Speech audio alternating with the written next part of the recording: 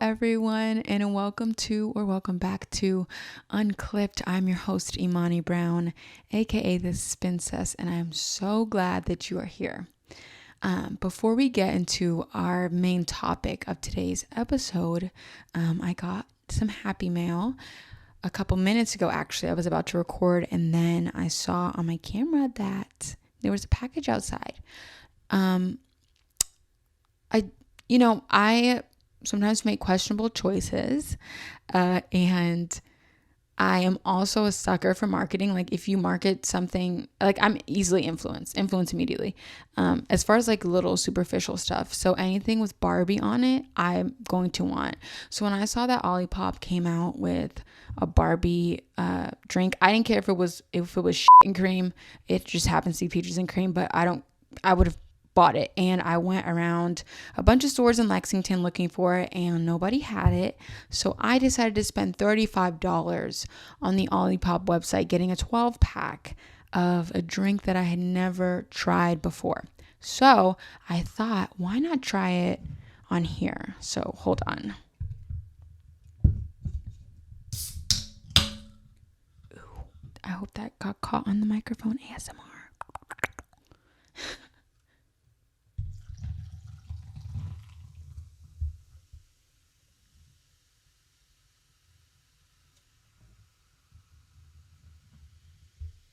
Either way, I have to drink it, even if I don't like it, because I bought a 12-pack. So, cheers. Here we go. Let's see.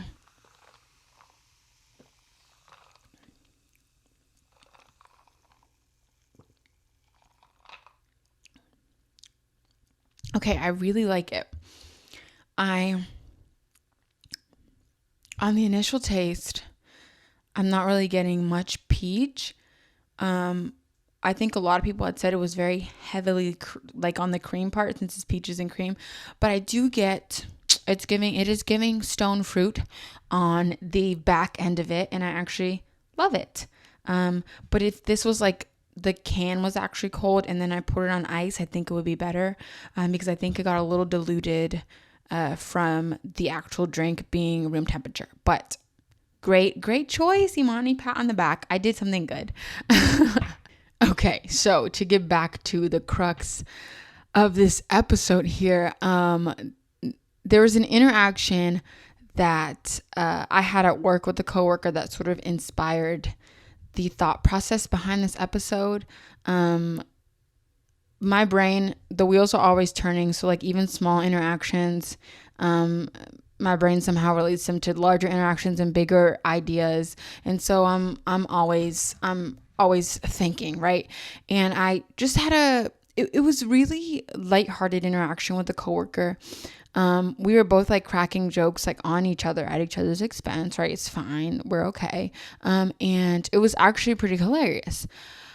But when I walked away from that interaction, I thought about how people who didn't understand sort of how healthcare works would be really alarmed by the conversation that we're having, the way that we speak to each other, or like the jokes that we crack. And if you didn't know, I work in the operating room, but I think this is exemplified in all of healthcare. Like there's a certain way that we interact with each other as healthcare workers that might be seen as unacceptable in other places. I think most things that get said between coworkers backstage in healthcare could be possibly negatively perceived by the outside world or people who don't have experience in healthcare. And while some of the words to each other, the words exchanged might be seen as cruel, the reality is that most healthcare workers do more kind things to preserve the life or improve the life of people than most people will do in their entire lives. So this made me think about a concept that I've thought about for a while, and it involves where I'm from versus where I currently am located at. So I'm from New York City, and I'm located in Lexington, Kentucky, and I think those two things really, really show me the difference between nice versus kind, just as it exists in the healthcare world. It exists on a larger scale. People might label New Yorkers, Northerners, big city people, whatever, as not very nice people. But I have encountered far more unkind people in this nice place than I had my entire 18 years living in New York City. And I think one big example that embodies the Southern niceness is the phrase that I had never heard until I came down here was "bless your heart." That phrase is the c***iest thing I've ever heard, and not like it's c***y, which is not good. But that is the embodiment of the Southern niceness, like cloaked, this mean spirit cloaked in like this smile and like phrase that sounds good, right? It sounds real pretty to the ears, right? And disclaimer, I'm not here to hate on the South or hate on suburban communities. I mean, I high-key am, like truly, I kind of am. But if it's for you, it's for you, right? It's really hard for me to exist in this environment. I have existed here for a while, but there are lots of points of tension for me. And this is my observation, and this is my lived experience, in my opinion. So if you disagree with that, I invite you to click off of this and go cry to your mima or papa or gum, because I'm telling you my experience right now from living in two different places, right? What I said you probably didn't like. You probably didn't think that was nice, did you? But anyways, I also, when I think of like the argument of nice versus kind, I think about the word charm, right? We loved the phrase Southern charm, and just like the phrase bless your heart, Southern charm, I think embodies the Southern niceness, because to be charming I don't think it's anything to aspire to be. Charming is really superficial. It's an observation people make on like first impression. And the only time I've heard people really use the word charming unironically is like in one of those like ID serial killer documentaries, when they're talking about when the predator was like 17 years old, like how he interacted with people. He was so charming. I would have never expected that. So yeah, charming is not something that I aspire to, nor do I think it's necessarily it doesn't necessarily mean that you are a good person or you occupy a good space just because you are charming. I've seen people have the absolute worst, most diabolical intentions disguised behind a pretty face, a smile, and a pleasant tone, maybe a little bit of charisma too, just like this. I've encountered countless people who talk a really good game, right? Like they claim to be positive. They claim to be empathetic. They claim to be fair. All of those things, all of the things. And when the opportunity comes for them to really show what it is they claim to be, or show what it is that they present on first impression, they fumble the bag. And to be fair, I kind of don't want to, actually, no, I am placing this generalization on lots. I'm not saying all, but like lots of, I'm calling this a smaller city. I don't know if this would be considered small or mid-sized, but it is like suburban Southern America. So I guess that's what I'm placing this generalization on. And again, it's my opinion. If you don't agree with it, it doesn't matter. Like my opinion literally doesn't matter. Your opinion doesn't matter. Mine doesn't matter. We're cool, right? But my observation from existing in a city of 300,000, I think there's 300,000 people here, versus a city of 8 million, is that charisma and charm gets you real far when there's under 1 million people in your city. And holding a mindset that contains toxic positivity is seen as morally superior, even if the ultimate result is harm. So that toxic positivity mindset, that's law here, right? Like if you don't have that here, you are a bad person. You're negative, you're nasty, and it doesn't matter what the results of your actions are. That's just, like I said, I've been here for, let's see now, almost 10 years. So I think that I've done a pretty good research here. I think I've done some pretty good observational research. It doesn't matter what the result of your actions are. If you go about life here with toxic positivity and blind optimism, and fakeness, to be frank, you'll be just fine. But if you plan on trying to live an honest life, focused on the greater good of humanity, I think you'll have a rough time. I think. I could be wrong. And so I really want to drive this point home because, again, this is observational research. I've seen it in multiple different places, in multiple different spaces that I've existed in. There's this overarching theme, and it feels central to Lexington or southern suburban communities. But to exist here is to be far more concerned with how warm and fuzzy your sentence made somebody feel, rather than the actions you took before or after that sentence that maybe made somebody want to unalive themselves, right? Like that doesn't matter. But the fact that you were really nice and you said hi and you asked me how I was doing even though you didn't care, that negates everything you did, right? Like it doesn't matter. I think back in the day, the old bullies, the old form of bullying is out, right? The new form's in. The old bullying hurt you directly. The new bullying is far more elaborate, far more intelligent, and it makes you want to hurt yourself, right? Like, and then those same people will write on your Facebook thoughts and prayers when you do tea. But yeah, I turn on the television and I see these pro-lifers, kumbaya, whatever, the same people who get mad at Black people or other minorities for bringing attention to the negativity of racism. They call those people negative. Those same people are on the television arguing that we should bring back the death penalty.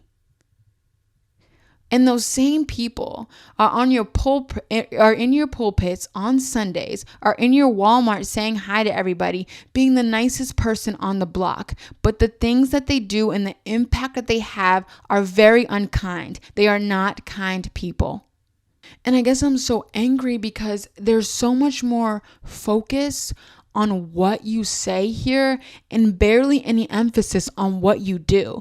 As long as you say the right things, you can bamboozle anybody here. I don't care. You can bamboozle. I've seen it. I've literally seen it. You can bamboozle anybody in this city as long as you say the right things. I've been in situations where I felt morally compelled to reveal to people that someone had negative intentions or was engaging in harmful behavior, even though they were an outwardly nice person. And I've been in those same situations vilified and seen as negative because I pointed out negativity. I am being kind. I am being a good person, and you cannot convince me otherwise by letting you know that people are getting hurt or are going to be hurt. The delivery of that message might not be in a way that you wanted to hear it, but it literally doesn't matter, right? Like, I think that it's more beneficial to know that someone's doing something harmful than for me to claim that I'm nice, have this information and withhold it so that other people get hurt. That's not kind. And here's the tea. This is high key. Like, if you love Lexington, Kentucky, or you have a really strong suburban southern mentality, you're not going to be happy about what I'm going to say. And again, it's just me yapping. It's just me yapping about my opinion. You don't have to agree, right? But here's me like being even extra critical here. I could be wrong. But I think that the meat of this is that it is because, no tea, no shade, places like this lack depth. Oh my goodness, I said it. And what I mean by that is if it's not surface level, it's not absorbed, right? And if it is absorbed, it's ignored out of convenience. The pride and joy of Southern human experience is easy living, right? Like Southern suburban, or like Southern rural as well. But that's what people talk about when they talk about the charm of these small cities and the farm, or I don't know. But it's like easy living, right? Like it's sunny outside, breezy, herding the goat, the sheep. But yeah, that's the I feel like the biggest argument when we are defending suburban or rural living. And having to dissect human behavior is not easy. So if you are a proponent of easy living, you don't want to have to do that. And if you don't have to, you won't. Like I said, if you like easy living, you're not going to like having to dissect human behavior. If you like easy living, you're not going to like having to come to terms with the fact that there are tons of people that easily manipulate you just by putting on a smile. If you like easy living, it is difficult for you to want to accept that people are playing in your face. Thus, going below surface level presentation is not an activity or attitude that I feel like is encouraged or condoned here. And for just one moment, I will take the pressure off of your necks. For one moment, though. And it's not your fault, right? Like if you have that mindset, if you exist in a space where you don't really feel comfortable going below surface level interactions and really dissecting people's behavior and intentions, I think it's because you didn't have to, right? Like I said, why would you do it? Really? I mean, the average person, some of us do hard stuff even though we don't have to, but why would you do it if you didn't have to? Growing up in New York City at a really early age, I had to figure out how to read people's intentions, even though they presented differently to me. Because if I didn't, my possessions or my life could be in danger, right? Like it was a live or die thing. Because it's serious shit out here on these streets. But yeah, there's a lot more at stake if I allow somebody to manipulate me versus in New York City versus in Lexington, Kentucky. So if I took people's words and what they mean at surface level versus digging a little bit deeper into their behavior, unfortunately, that would have got me smoked in New York, right? Like that, that could have put me in a really rough situation, either mentally or physically. And I would like to say that is why tourists get crimes committed against them. I'm not victim blaming, right? But I'm saying people go to the city and like non-observational. Somebody comes up to them and asks them for the time.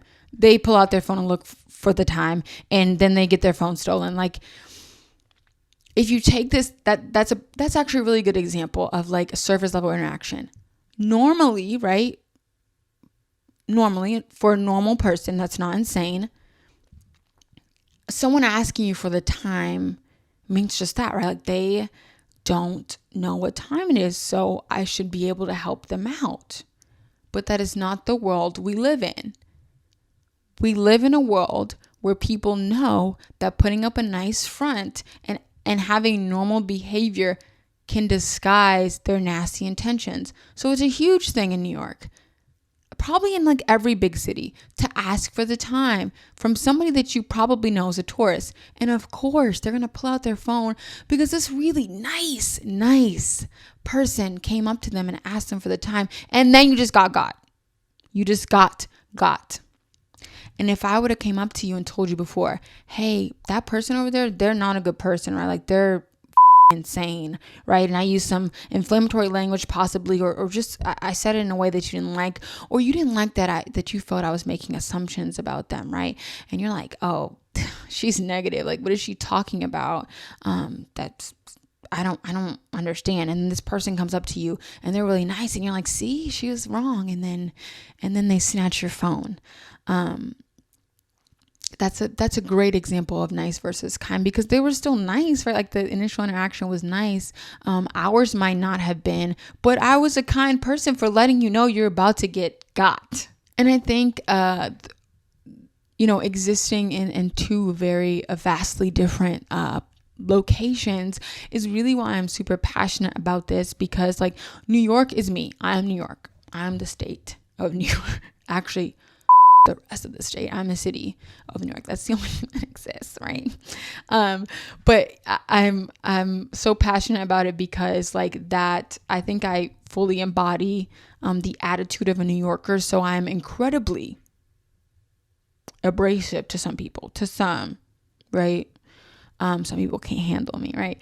But I'm very kind. Like I was raised to be a kind human, and it's really frustrating. It's really frustrating because number one, I have not me getting excited and almost knocking over the Olipop, not the Barbie Olipop.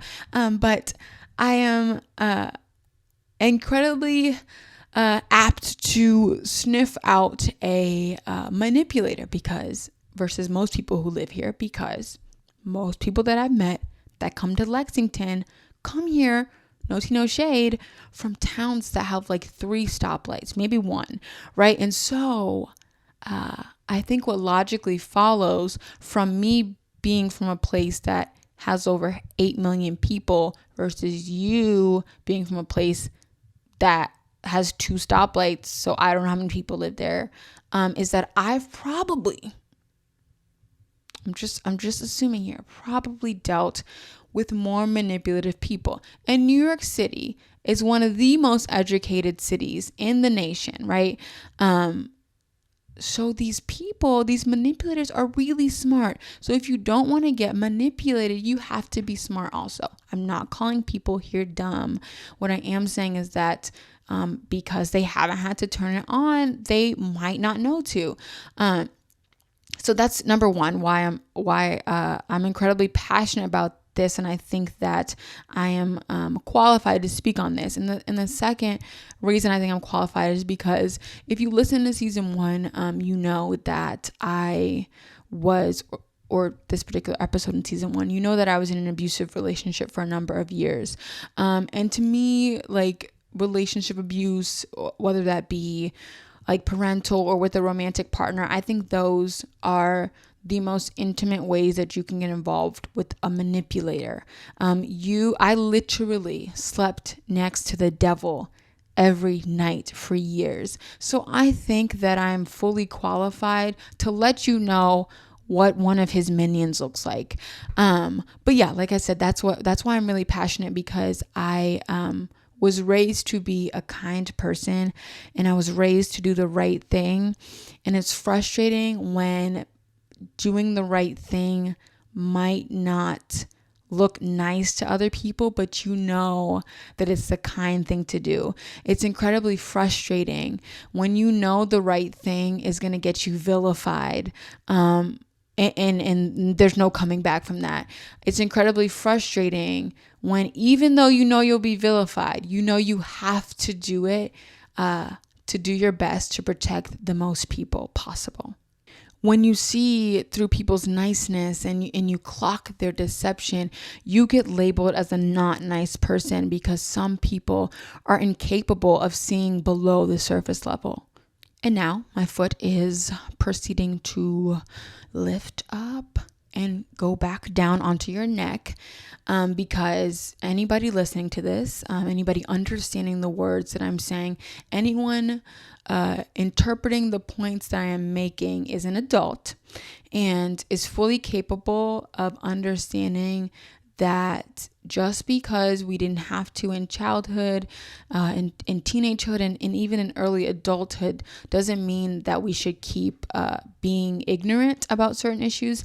And if we want to be a good person, we have a moral responsibility to the other people around us to do the work, right? Like I said, dissecting behavior that you haven't had to before is difficult. And again, my foot's back on your necks because, like I said, in places like this, you are labeled as negative when you point out negativity that nobody else noticed. So it's almost like you are seen as the source of negativity because they couldn't conceptualize it, because it went over their heads when somebody committed the act against them or engaged in deceptive behavior. Because you drew attention to it, that's the only reason it exists, right? And you know, that's the mindset that I feel has been carried, at least for me, and has been an overarching theme, at least for me, in the past 10 years living in this city. I don't want this to discourage people like me from speaking out against injustice and bringing attention to the unkind people in the world. While pointing out injustice might not sound so nice, the delivery might not be so nice, it is the kind thing to do. So if you're committed to being kind, that is being committed to bringing attention to harmful behaviors, even if that might look a little bit negative for you, if people might have a different perception of you that is not so favorable. Who stops harm from being perpetuated? People who speak up. You cannot sweet talk your way into making a manipulator a good person. You can't ignore the circumstances away. All you do is cloak the negativity and allow the person perpetuating unkind behavior to sort of commit their acts in peace, right? Once you silence the kind person who spoke up, you give the unkind person, but the nice, the charming, the charismatic, the sweet person, free reign to just wreck everything, right? So for example, I love my little silly examples, right? I'm yapping. I need another drink. Oh no. I didn't cure this concrete table yet. It's been months and this is not cured. It's just concrete stuff on here. So I hope that doesn't leave little droplets. And my legs are sweating. My legs stuck to the chair. I didn't take a breath. I was yapping for a while and I have not taken a breath. So okay. Oh, silly example. If I tell you, if I run over and I'm like, holy Billy's over there stabbing people up. Billy's a maniac. He's lost it. He's crazy. He's diabolical. He's a fucking somebody get help. Billy is causing harm. He is not being kind. And then you look at me, you're like, whoa. Did you just call him a You're like, that language, that was not nice what you said. Why are you screaming? I don't think Billy did that. Billy's really nice, actually. And his grandfather is a clergy member at the local church down the block. And every day he sits outside on his porch and hands out muffins to the little children going to school. Also, I didn't hear anything about a stabbing. So you're being really negative. Well, you said all that, right? 10 more people got stabbed up. The kind thing to do would be, oh my goodness, let me put on my listening ears. Let me open my eyes. Maybe I didn't like the delivery of what she told me. Maybe I didn't like that she was calling somebody a maniac, but she told me Billy was literally stabbing people up. Let me take a look, right? And Billy's right behind me stabbing people up. And you're like, oh my gosh, this must be stopped. That would be the kind thing to do. The kind thing that is for the greatest good for the most people is to stop the perpetuation of negative behaviors, especially when someone lets you know, even if the delivery is not so nice. And you know what? Like I said, it's hard being so kind. No, obviously no one's kind all the time, right? But like I said, I've seen people like do some really crazy stuff, like, and be the most charming person. And so I would rather be labeled the villain and save people than be the nice one that everybody likes and have blood on my hands and bodies in my closet, right? I'd much rather actually have made an impact, made a positive impact on people, then created this facade that I did and actually am perpetuating harm by either becoming that manipulator or, you indirectly have blood on your hands when you recognize harmful behavior and you allow it to continue to happen. So those are the two things I would literally hate to be. Like hate's a strong word, but I would hate it, right? And while people are villainizing you for being honest and telling it like it is, the people that they think are the heroes, the people that they consider nice, are somewhere else plotting against them, preying on their downfall. T. Grizzly. And again, I'm incredibly passionate about this because I have lived most of my life as a New Yorker. And so I've never been condemned for the delivery of my message or the tone of my voice as much as I have here in Lexington, Kentucky. You could literally be saying the most important thing in the world, like some really critical information that will go over everybody's head. They'll be focused on how you said it, right? They'll be focused on the words that you use, but you're like telling them some really important shit, right? And they're not paying attention to it. I've never been as condemned for the way I deliver a message than I have here. And it's frustrating because that's not what matters. And those same people that will condemn me for my delivery and my microaggression, are the people who like think bless your heart's a harmless phrase. Like if anybody says that unironically, they're evil to me. They're evil because like, what do you mean by that? That's freaking rude. The nice person, the nice neighbor might say hi to you every day. But every night when your husband beats on you and they can hear you at the next house, they won't call 911 or come over to see what's going on because they don't want to rock the boat. That's what the nice person does, right? But when you come out of your house with a bruise on your eye, the next morning they say hi to you and they know what's going on. But the kind person, your neighbor on the other side, might not say hi to you every day, might be preoccupied, might not think it's necessary, but they understand what's important. And when they hear you getting your beat, they call the cops or use some other tactic to intervene. To me, that is the difference between nice versus kind.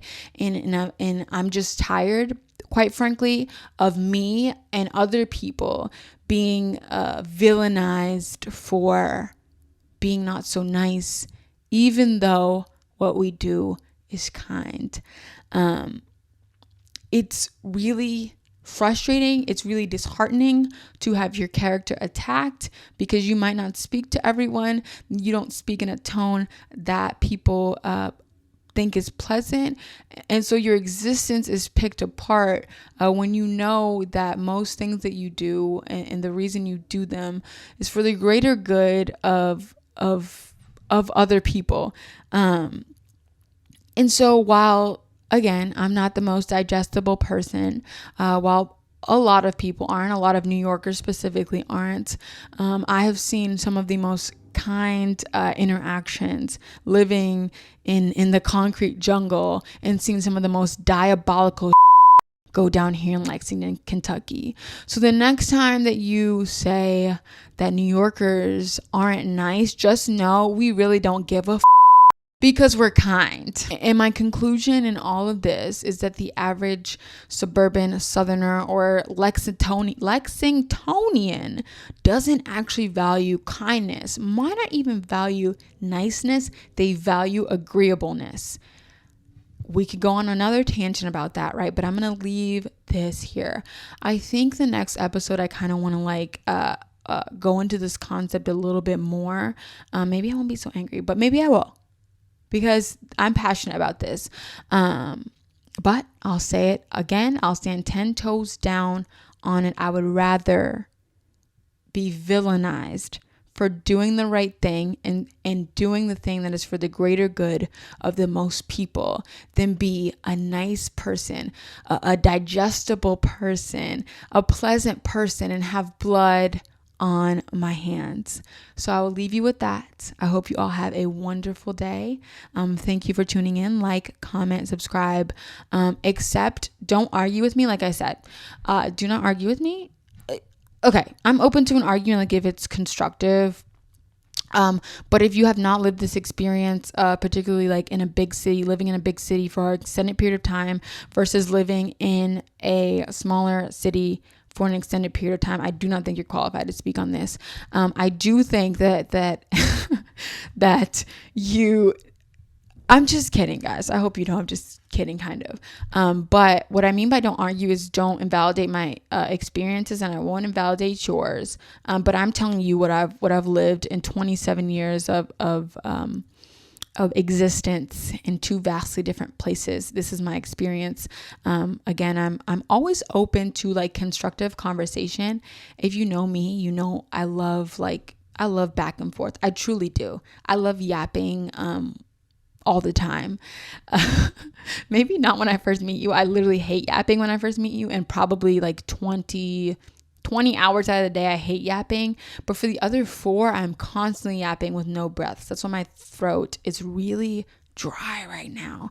But yeah, if we have I would love to have some constructive conversation, possibly a little rebuttal that's not stupid. But I love you guys. Thank you so much for listening or for watching. Thank you for listening or watching me try this Olipop. This is not sponsored. I have like 5 people watching at one time, so obviously, and I'll see you guys in the next episode. Bye.